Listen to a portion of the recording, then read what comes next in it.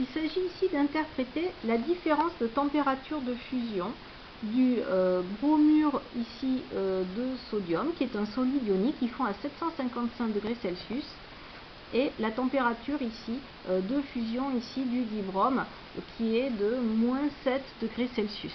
Donc comment interpréter ici cette différence importante de température de fusion? Tout d'abord, eh bien, la température de fusion est la température à laquelle il faut chauffer le solide pour libérer bien, les entités, donc les ions dans le cas du solide ionique, ou les molécules dans le cas du solide ici moléculaire, qui est le dibrome, libérer donc les entités de l'interaction des entités voisines. Donc ici, le bromure de sodium est en effet un solide ionique et constitué d'un empilement régulier d'ions sodium et d'ions bromure. Les ions sodium et les ions bromure interagissent selon des interactions électriques. Donc ils exercent les uns sur les autres, ces ions, des forces électriques attractives. Et par ailleurs, le dibrome, lui, est un solide moléculaire. Ces molécules de dibrome ici sont des molécules diatomiques qui sont constituées donc du même atome, et donc il n'y a pas de liaison polarisée. Donc ces molécules ne sont pas polaires de façon permanente. Cela étant, à un moment donné, de façon instantanée, il se peut qu'il y ait un petit peu plus ici une densité électronique plus importante sur un des deux atomes de la molécule. Et donc il apparaît un pôle négatif et un pôle positif ici sur la molécule de dibrome de façon instantanée. Cela induisant donc pareil une répartition ici du nuage électronique des molécules voisines qui vont être différentes. Et donc ces molécules ici vont pouvoir interagir selon des interactions aussi de type électrique qu'on appelle ici des interactions de Van der Waals.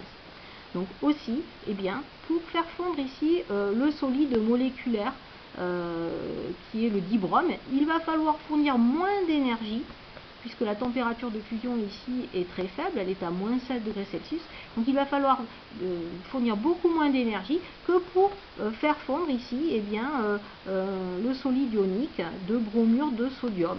Et donc faire fondre ici le solide ionique de bromure de sodium, ça signifie qu'il va falloir chauffer suffisamment, et donc il va falloir beaucoup chauffer, puisqu'il va falloir ici atteindre une température de 750 degrés Celsius pour permettre ici aux ions sodium et aux ions bromure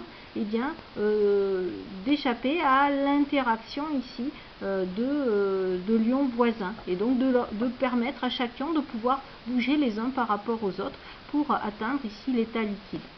En conséquence, puisqu'il faut chauffer beaucoup plus pour libérer quelque part les ions sodium des interactions des ions bromure, ça veut dire que les interactions ici électriques sont beaucoup plus difficiles à rompre que les interactions ici de Van der Waals, qui sont plus faibles, et donc cela nous donne une indication ici sur l'intensité ici de ces interactions.